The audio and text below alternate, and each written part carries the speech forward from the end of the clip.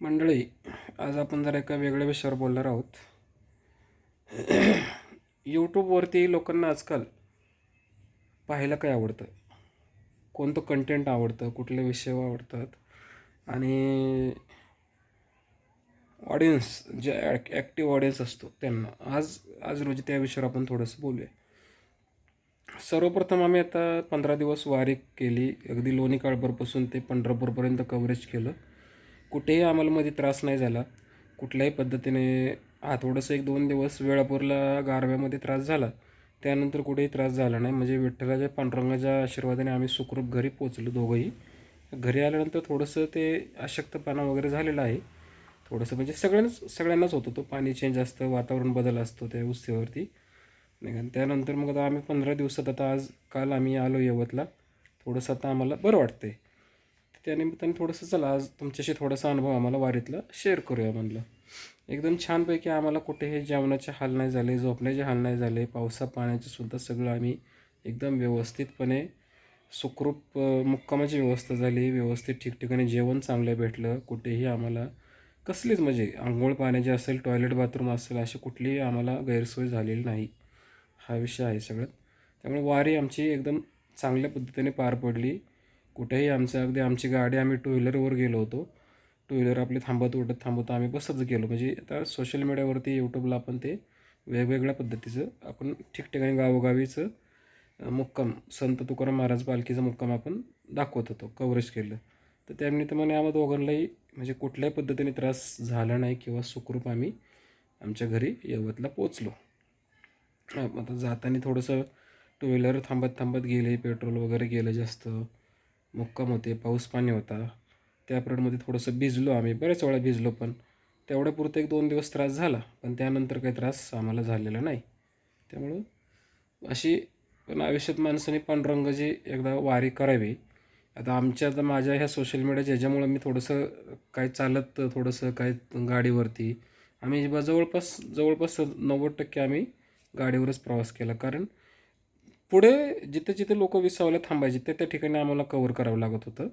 त्यामुळे चालत जाऊन शक्य नव्हतं. मग आम्ही जसं जमेल तसं उठत बसत, जसं जमेल तसं गाडी लावून इकडं-तिकडं, या साईडला गाडी लावायची, पलीकडे हे करायचं, असं आम्ही करायचो. पण वारीतला अनुभव इतका मस्त, एकदम छान.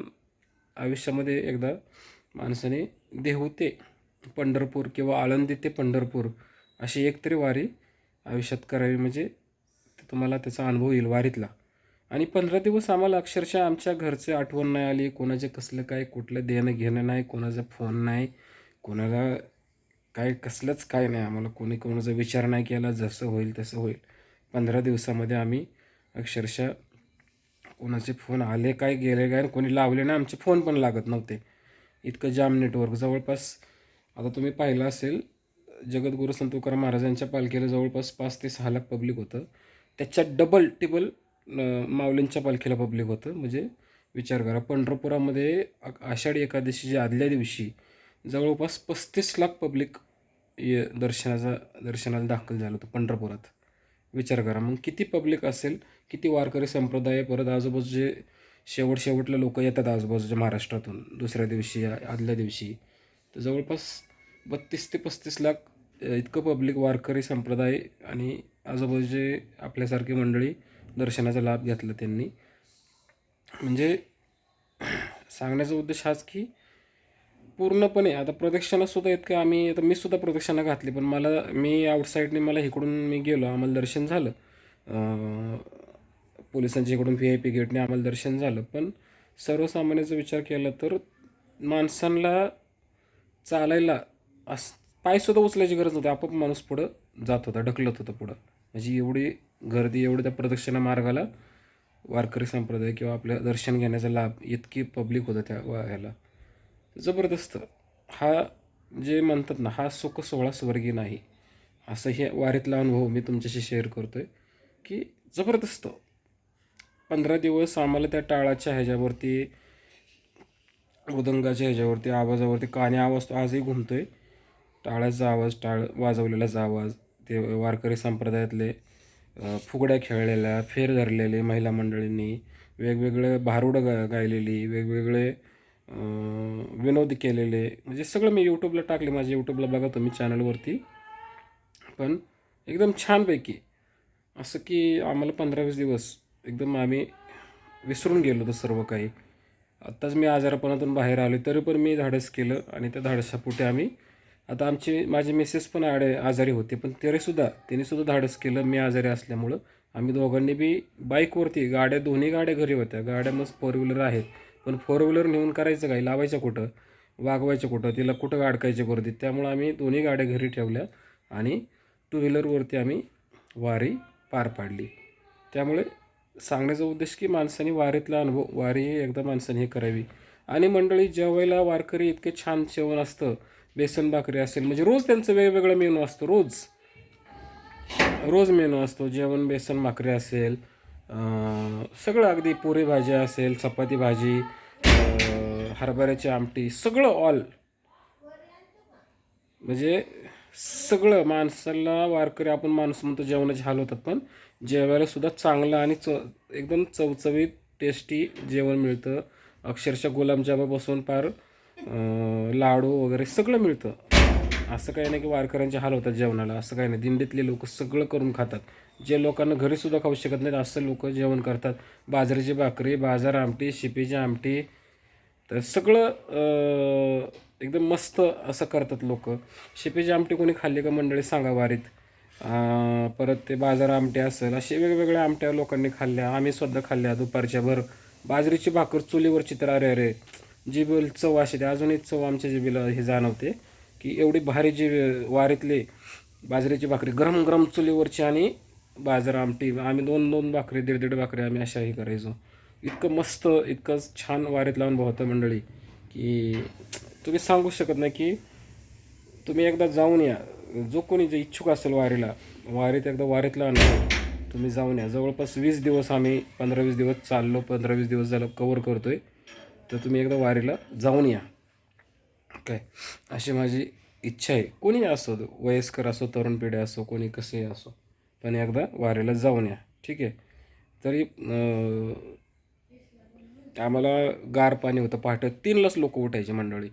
दिंडीतली लोक आहेत ना, पहाटे 3, 2, 2:30लाच उठायची आणि 2:30-3लाच उठून ते आंघोळ्या करायचे. आम्ही 4:30-5ला उठायचो.